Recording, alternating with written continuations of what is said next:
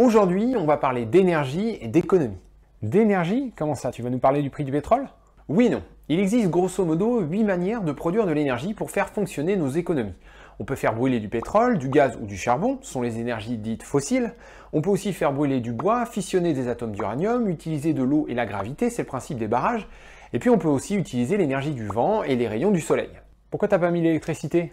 Non mais l'électricité, tout comme l'hydrogène par exemple, n'est pas une énergie primaire, elle n'est pas disponible dans l'environnement comme ça, il faut d'abord la produire. Et pour y arriver, on peut utiliser l'une des 8 sources d'énergie primaire que j'ai mentionnées. Ok, et on n'est pas censé faire de l'économie ou de la finance sur cette chaîne plutôt? Eh bien si justement, et je te pose la question, à ton avis, est-ce que la consommation d'énergie a un rapport avec la croissance économique?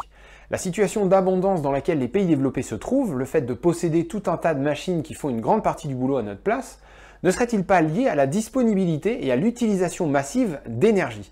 Et dans le cadre de la lutte contre le changement climatique, ne devra-t-on pas réduire notre consommation d'énergie et donc peut-être limiter notre croissance économique? Ah ouais, mais si on fout des panneaux solaires partout, je vois pas pourquoi on aurait... Stop, je lance le générique et puis on en discute après. Et on est de retour pour cette troisième partie dans le studio VL à Paris. Maxence Cordiez nous a rejoint. Nous sommes toujours avec Gilles Mito de la chaîne Eureka, avec lesquels nous avons déjà échangé sur deux premières parties. D'abord avec toi Maxence sur les sujets de l'énergie en général, de certaines électrifications, d'usage, de mobilité. Et avec toi Gilles, on a discuté marché financier, on a discuté implicite de l'économie, on a discuté d'argent magique aussi. On vient de voir un extrait de ta vidéo de novembre 2018 sur croissance et énergie, justement, dans lequel tu te posais déjà à l'époque la question. Alors, est-ce qu'on devra réduire notre consommation d'énergie pour atteindre nos objectifs? Question difficile. J'en sais rien en fait, c'est aussi une question pour Maxence, autant que... Mais c'est l'objectif d'en discuter tous ensemble du coup. Moi j'ai quand même l'impression que oui, en fait le point que je voulais faire dans cette vidéo, c'était vraiment de montrer qu'effectivement il y a un lien, c'est ce qu'on disait tout à l'heure en fait, hein. Pour un économiste, il y a des gens et il y a des euros. Voilà. Et donc, il y a des euros pétrole, des euros charbon, mais des euros bateau, des euros bureau, des euros tout ce qu'on veut. Et si on n'a plus d'euros un truc, eh ben, on a des euros d'autres trucs. Et alors, c'est eux qui prennent le relais. Sauf que, évidemment, là, on ne voit pas qu'il y a des euros énergie et que ces euros énergie, si on ne les a pas, il n'y a rien qui tourne. Voilà. Donc la vidéo servait à montrer ça, à montrer cette espèce d'angle mort des économistes. Après, est-ce que c'est possible de faire une transition enfin voilà, je crois que c'est 80 ou 85% de notre énergie au niveau mondial qui est fossile, 80%. Donc est-ce qu'on est capable, dans les temps impartis, de passer de 80% d'énergie fossile à zéro, tout en conservant notre niveau de vie, en continuant de consommer autant, etc.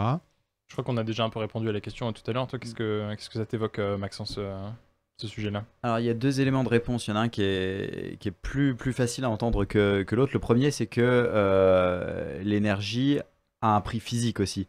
Le taux de retour énergétique, c'est-à-dire qu'on va chercher d'abord l'énergie qui est facile d'accès et qui nécessite peu d'énergie pour aller être récupérée. C'est pour ça que le pétrole, on n'a pas commencé à aller chercher du pétrole en mer ultra profond avant d'aller chercher du pétrole à terre qui affleurait au niveau du sol. Donc si on prend l'histoire du pétrole par exemple, au début de l'industrie pétrolière aux États-Unis, on a commencé à aller chercher des pétroles qui avaient un taux de retour énergétique, c'est-à-dire c'est l'énergie que l'on récupère sur l'énergie investie pour le récupérer, qui était de 1000 pour 1. Vous investissiez un baril de pétrole, vous en récupériez 1000.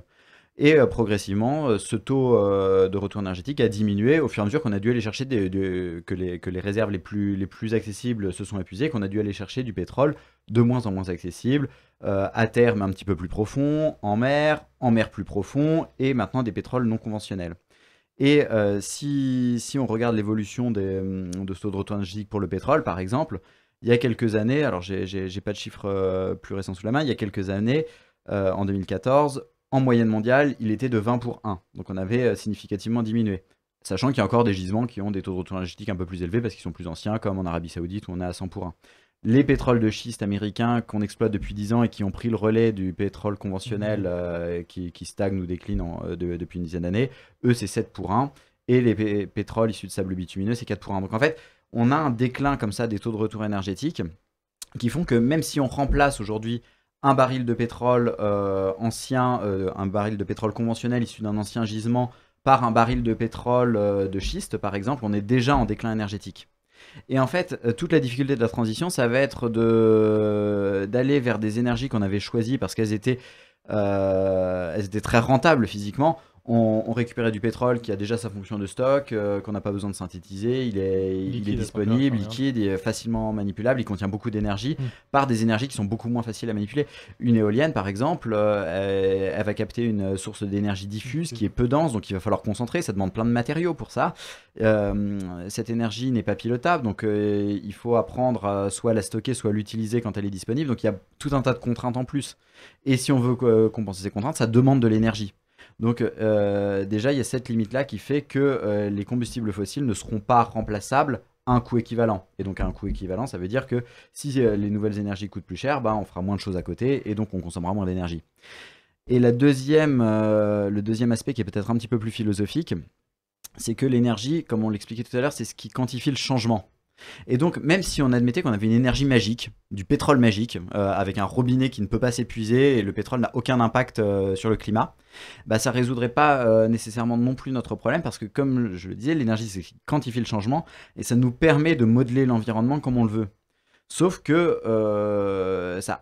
modeler l'environnement, ça affecte l'environnement. Par exemple, quand on construit des villes, des routes, etc., on artificialise les sols, ça a des impacts sur la biodiversité. Le climat, en fait, c'est pas le seul problème. Et c'est même pas le cœur du problème, c'est une conséquence du problème qui est qu'on modifie en profondeur notre environnement.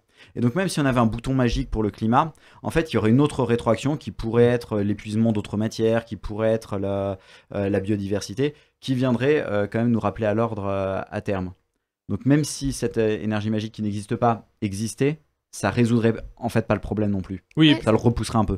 C'est ce qu'on dit dans notre constat. On a un constat sur l'environnement où on dit qu'il y a 4 crises qui sont liées, interdépendantes et causées par les hommes, qui sont le dérèglement climatique, l'effondrement de la biodiversité, l'épuisement des ressources et la pollution généralisée. On se rend bien compte que là, ce que tu évoques, c'est exactement ça. C'est que avoir un bouton magique qui permet d'en arrêter une sans arrêter les autres, ça ne permet pas de résoudre les choses. Et puis on peut même se demander, chez Equinox, on se pose de temps en temps la question de savoir est-ce qu'on fait pas trop de philo et peut-être un peu, faudrait faire moins de philo et plus de propositions concrètes. Mais en fait, c'est éminemment philosophique en fait comme question. C'est quand bien même on pourrait avoir de l'énergie limitée, est-ce que c'est souhaitable de continuer à transformer l'environnement à la vitesse à laquelle on le fait? Je crois que c'est Aurélien Barraud qui disait avec un tracteur qui fonctionnait à l'énergie solaire, on peut quand même continuer de raser la forêt. Et en fait, ça pose des questions qui ne sont pas directement qu'est-ce que nous permet de faire l'énergie, c'est justement qu'est-ce qu'on souhaite en faire et quelle société on veut construire avec ça. Je pense que sur ce sujet-là, il y a le sujet des marchés de l'énergie au niveau européen. Donc on avait déjà commencé à en parler un tout petit peu en première partie sur les marchés électricité et marché du gaz. Qui ont beaucoup évolué, non en plus, là, depuis les dernières semaines. Je crois que t'en avais parlé un petit peu sur les réseaux. Tu peux nous redire de quoi il s'agit rapidement? Là, en fait, au niveau mondial et en particulier européen, on fait face à une crise énergétique assez majeure qui est liée à plusieurs choses. Donc, ce que les gens voient, c'est que le prix du gaz s'est envolé et donc le prix du gaz a fait s'envoler le prix de l'électricité et le prix du pétrole s'envole aussi pour d'autres raisons. Il y a des déterminants conjoncturels derrière, la sortie du Covid avec l'économie qui repart, donc qui entraîne une demande pétrolière. Dans le cas de l'Europe, il y a aussi la mise en service du nouveau gazoduc entre l'Allemagne et la Russie, donc il y a des jeux géopolitiques. La Russie refuse de vendre trop de gaz à l'Europe pour bien montrer qui est le chef. En fait, historiquement, on avait une interdépendance avec la Russie. L'Europe dépendait de la Russie pour son gaz et la Russie dépendait de l'Europe pour l'argent. Sauf que la Russie est de moins en moins dépendante de l'Europe parce qu'elle diversifie sa clientèle en Asie et l'Europe est de plus en plus dépendante de la Russie parce que les gisements s'épuisent en Europe et dans les pays proches. Et là, la Russie veut montrer à l'Europe que la situation a évolué, que maintenant c'est elle qui décide et elle veut que son gazoduc se mette en service dans les meilleures conditions, donc elle fait pression sur l'Europe. Donc il y a ces éléments conjoncturels. Par contre, il y a aussi des éléments structurels. Ouais. Il y a un sous-investissement chronique dans l'amont de l'industrie pétrolière et gazière depuis des années. Donc on sait de toute façon que si la demande de pétrole et de gaz continue d'augmenter, l'offre de toute façon ne va pas suivre parce que c'est une industrie du temps long. Quand on investit dans le pétrole et le gaz, dans de l'exploration, il faut des années avant que ça se transforme en production. Donc si on n'investit pas à un moment, 5 ans, 10 ans plus tard, il y aura un manque de production. Et là, ce qu'on constate, c'est que la demande de pétrole et de gaz elle continue d'augmenter, portée notamment par l'Asie, et sachant qu'en Occident, elle diminue peu. Et à côté de ça, l'offre, elle ne suit pas parce qu'on a sous-investi. Donc là, dans les prochaines années, on va faire face à... En fait, structurellement, il y a des déterminants qui font que l'énergie qu'on va devoir payer dans les 10 prochaines années sera plus chère que l'énergie qu'on a payée dans les 10...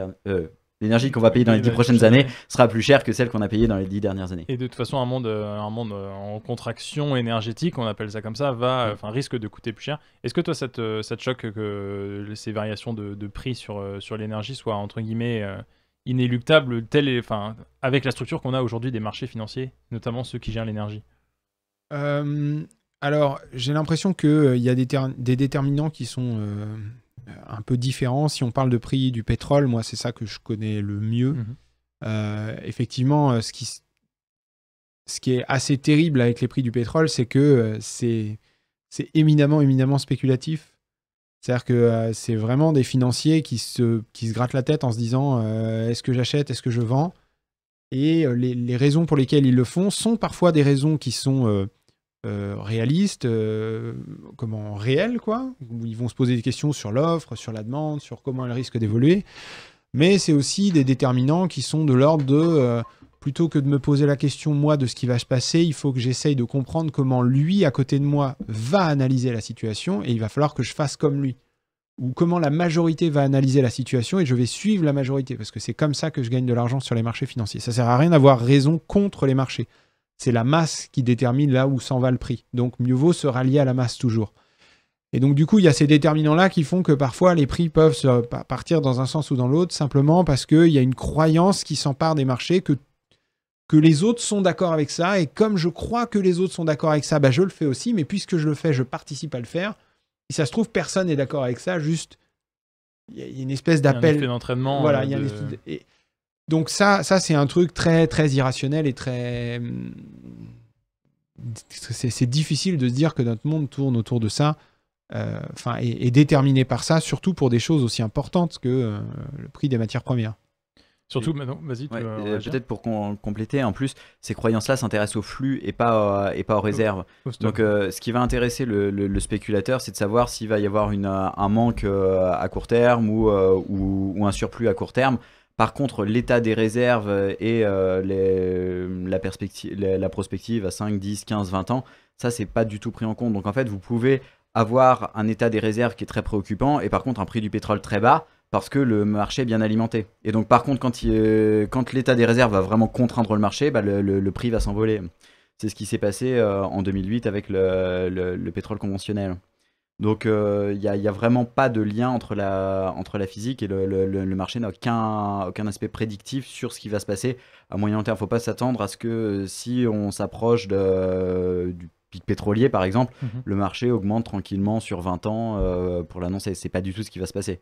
À un moment, il y aura un manque de pétrole qui va se matérialiser, quelqu'un va le dire, et puis le prix va augmenter en 1 ou 2 ans, peut-être même moins.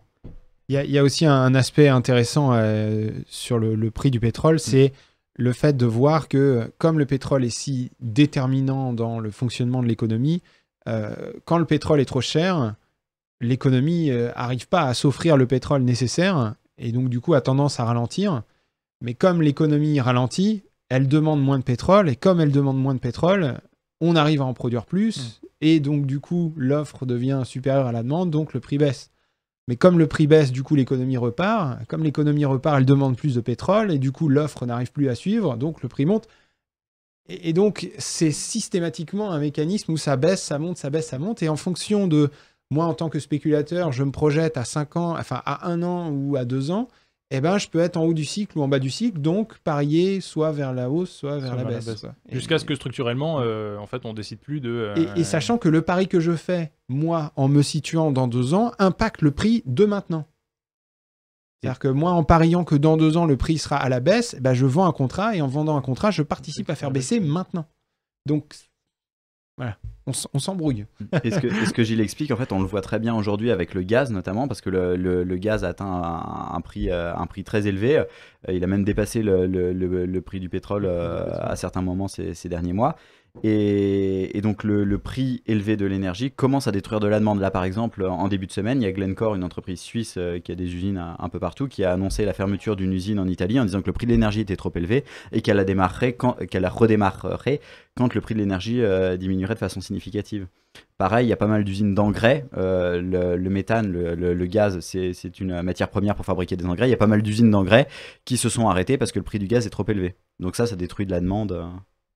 Est-ce que ça voudrait dire qu'il y a certaines sources d'énergie ou certaines façons de faire fonctionner l'économie qui doivent être sorties de la logique des marchés à court terme ou à moyen terme? Est-ce qu'il faut retrouver une puissance publique qui refait des tarifs régulés pour tout le monde, qui s'engage sur la durée avec des grands plans d'investissement pour refaire, pour fournir en tout cas à son économie de l'énergie, de l'électricité en particulier? Parce que c'est aussi ce qu'on entend souvent dans les débats publics, c'est l'idée que les signaux de prix vont encourager les investissements dans les énergies renouvelables. Et l'idée derrière ça, c'est qu'il y a moins de réserves, donc les prix augmentent. Et donc au final, les énergies renouvelables deviennent plus compétitives. Mais on vient de dire que les prix sont plutôt calqués sur les flux, c'est-à-dire le volume qui transite dans les pipelines, non pas le volume qui reste dans les cavités de pétrole. Donc ça remet aussi, ça remet aussi en question cette idée que le marché va faire la transition écologique de lui-même, puisque le pétrole devient plus rare, les prix augmentent, et donc les énergies renouvelables deviennent plus compétitives. Et si le marché n'est plus à même de faire cette transition de lui-même, qu'il a fait, donc ça questionne le rôle de l'État dans l'économie. Est-ce qu'il faut sortir des activités, des logiques de marché, comme tu disais? Exactement. Alors il y a beaucoup de questions. Je vais répondre à la première. D'abord sur les tarifs réglementés. En fait, pour qu'un tarif réglementé ait un intérêt, il faut qu'il y ait une rente entre guillemets à partager. C'est le cas dans le nucléaire, par exemple. C'est le cas en France avec le nucléaire et l'hydraulique, parce que le nucléaire et l'hydraulique ne dépendent pas du prix des combustibles fossiles ni du prix des droits à émettre du CO2. Donc les coûts de production d'EDF sont globalement fixes et relativement faibles. Alors que là, le marché de l'électricité est très élevé. Donc, il y a un intérêt à avoir des tarifs réglementés pour renvoyer cette rente auprès du consommateur. C'est-à-dire que le consommateur paye son électricité globalement au coût de production d'EDF. Là, il y a un intérêt. Par contre, pour les combustibles fossiles, notamment le gaz, il y a beaucoup moins d'intérêt parce que Engie doit acheter son gaz à l'étranger, elle paye son gaz cher, et donc il n'y a pas vraiment de rente à rendre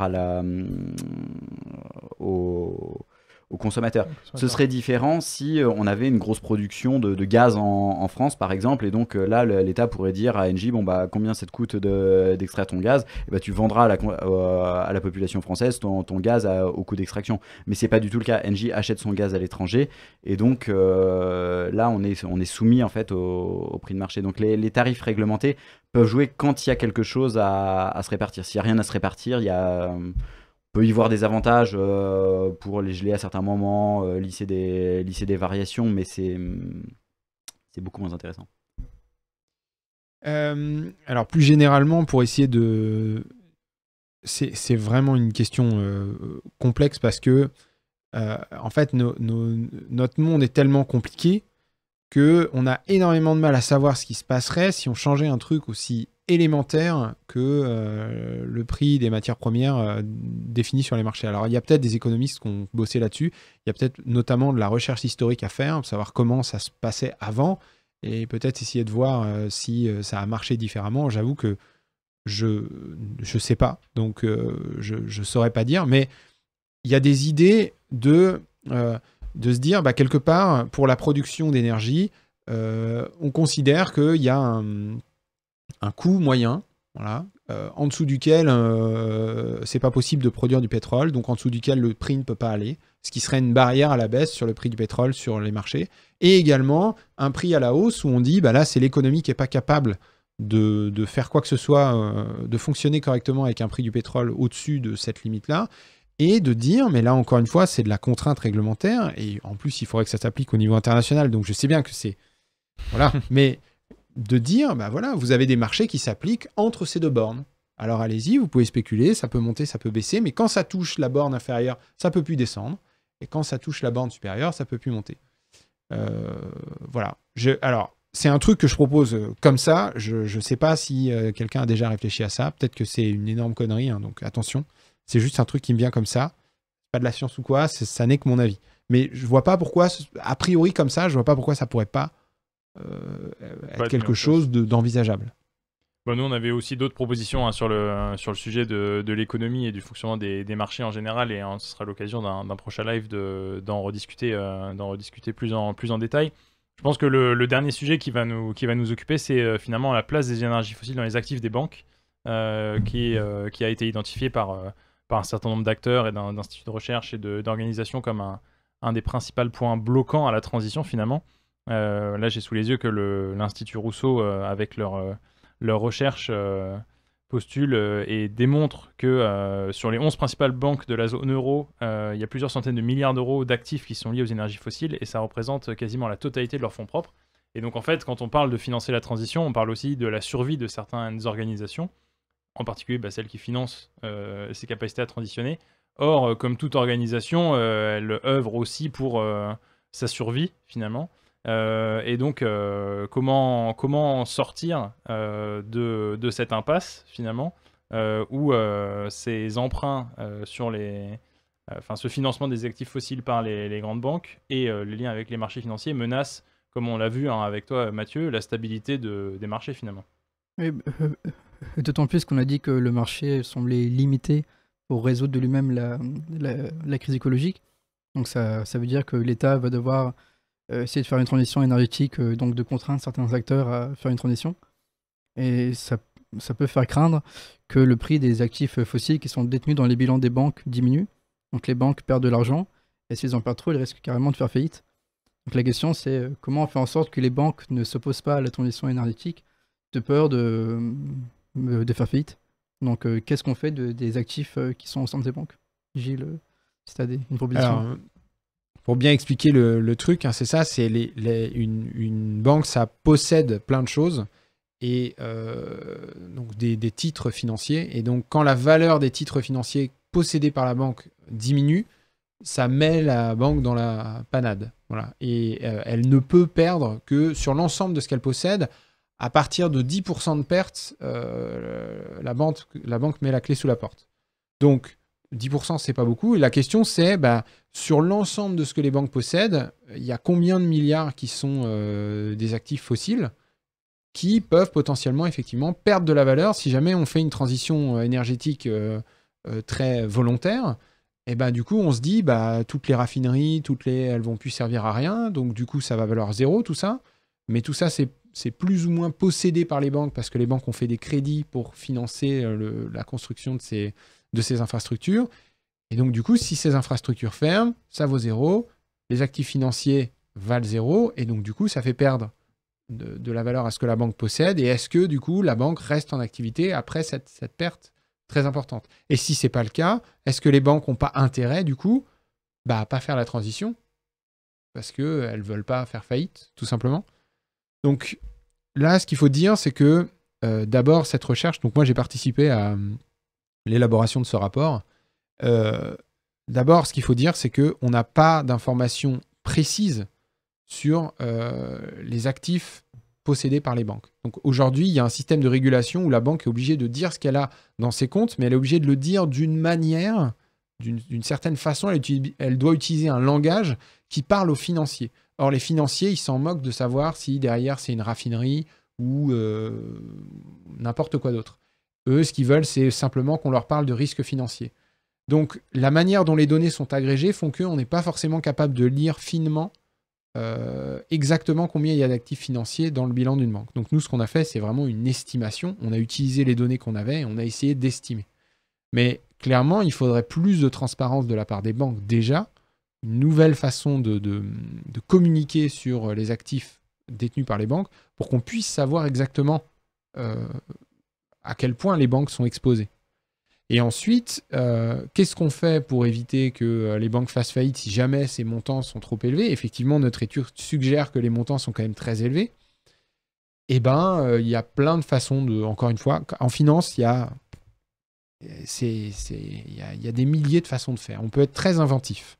Donc, une manière qui est proposée par notamment Gaël Giraud, qui était à l'initiative de ce rapport, c'était de dire la Banque centrale pourrait racheter ses actifs.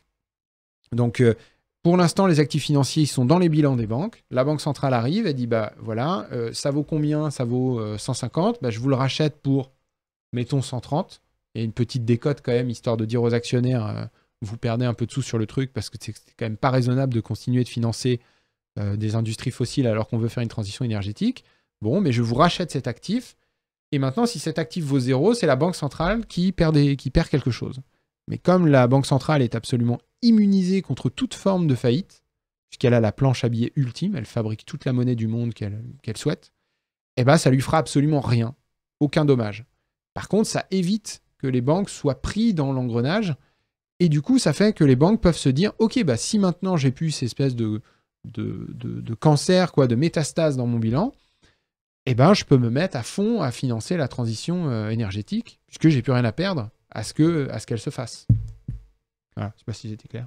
Maxime, est-ce que le fait que ces actifs-là soient des actifs énergétiques, si on parle que de ceux-là, et que tu as présenté justement les causes conjoncturelles et structurelles, est-ce que ça te fait réagir justement cette chose-là sur la capacité à maintenir une transition? Alors, je pense qu'il y a quelque chose qui est absolument fondamental, c'est on ne peut pas se contenter d'arrêter d'investir dans les fossiles sans jouer sur la demande en même temps.